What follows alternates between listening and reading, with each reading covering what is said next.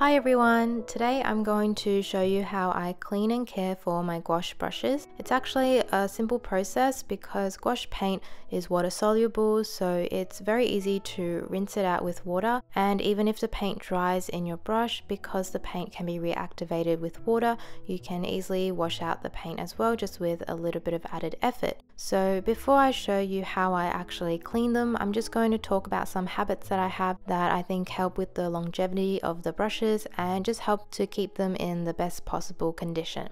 So the first thing I do is I designate these brushes as my gouache and watercolor brushes. So I don't use them for any other mediums, and that's because gouache and watercolor have similar properties in that they're both water soluble, so if the paint dries you can reactivate it with water and easily rinse it out. But with other mediums such as acrylic and oils, once the paint dries you can't reactivate it with water, so if it dries in the brush then it's going to be very hard to clean it, and so if you mix your brushes then your brushes will get ruined more easily, and you can't use the same cleaning process as you do for these different types of mediums. So as you can see, here are some of my acrylic brushes, and even though I use the same process to take care of them, they get ruined a lot more easily. So I need to find a better way to take care of these because the paint tends to dry in the brush and I can't get it out as I can with my gouache brushes. As you can see, I've kept my gouache brushes in very good condition using the method that I use to take care of them. One thing that I avoid doing is letting my brushes just sit in water. I almost never have a reason for them to just be left in a jar like this. I only ever need to rinse them out in the water and then I can take them out and dry them off. And that's because if you let them sit like this, you could hurt the ends of the brushes, so you could cause the hairs to change shape and not be as pointy. The next habit I have is I only fill up the jar with just enough water to cover the hairs of the brush. I make sure I don't put too much water in so that it covers the upper part of the ferrule, because if you let your brushes sit in water like that, it could cause the glue in the brushes to loosen up, or it could just damage the handles of the brushes, and there's just no reason that I need so much water in my jar, so I just put just enough water in the jar so that I can cover the hairs of the brush and clean them.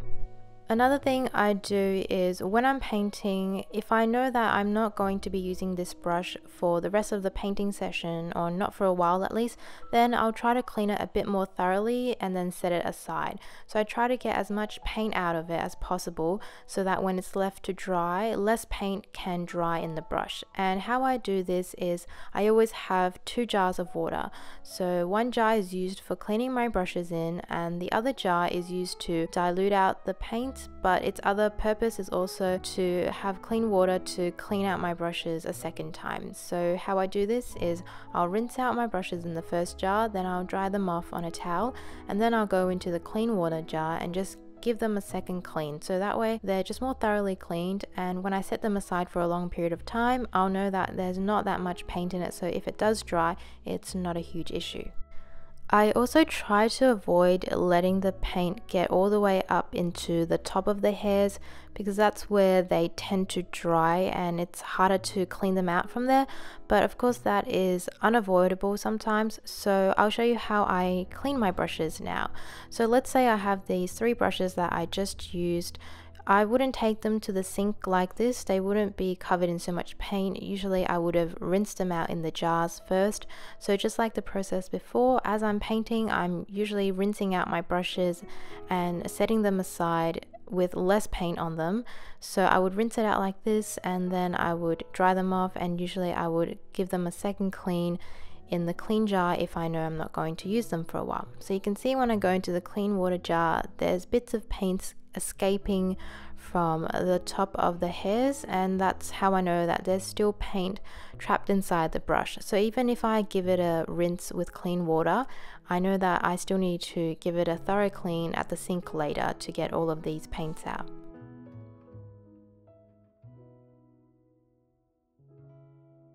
So the brushes will actually look quite clean when I take them to the sink, but when I actually give them more of a thorough rinse, I can start to see that I can actually wash out even more paint from it. So at the sink, I first just run the brush under a bit of water, and I try to focus on cleaning the hairs near the ferrule because that's where the paint gets trapped. So I just use my thumb to gently open up the hairs and try and get the water inside of there. Then what I do is I just have a regular bar of soap and I just pick up a bit of soap onto the brush, and then I start to clean it against the palm of my hand. So my hand kind of acts like the palette or the surface that I usually paint on, and I pretend that I'm trying to paint onto my hand. So that way I'm working the soap into my brush as the paint would usually make its way into the brush hairs.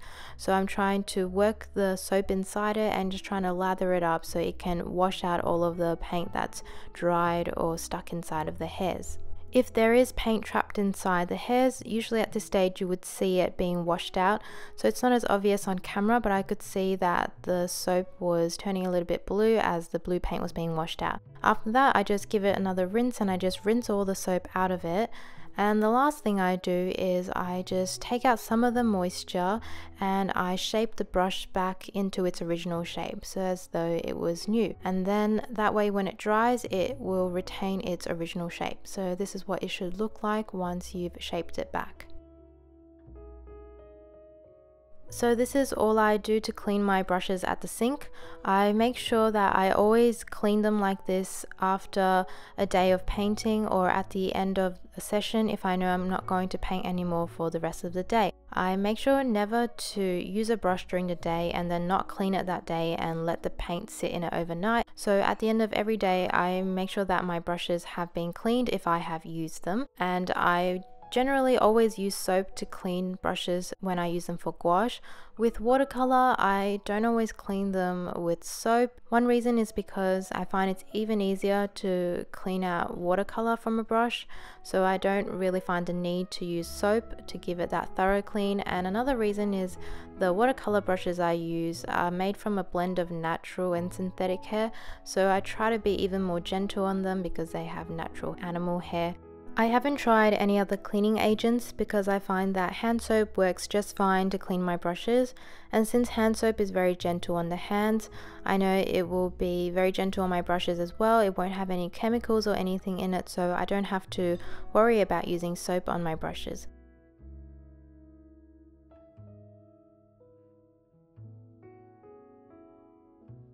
Once I've cleaned my brushes, then I just lay them flat on my table to dry, and usually I'll just leave it there overnight, and by the next morning it will have dried completely. And once it's dried, then I can stand it upright in my jar of brushes.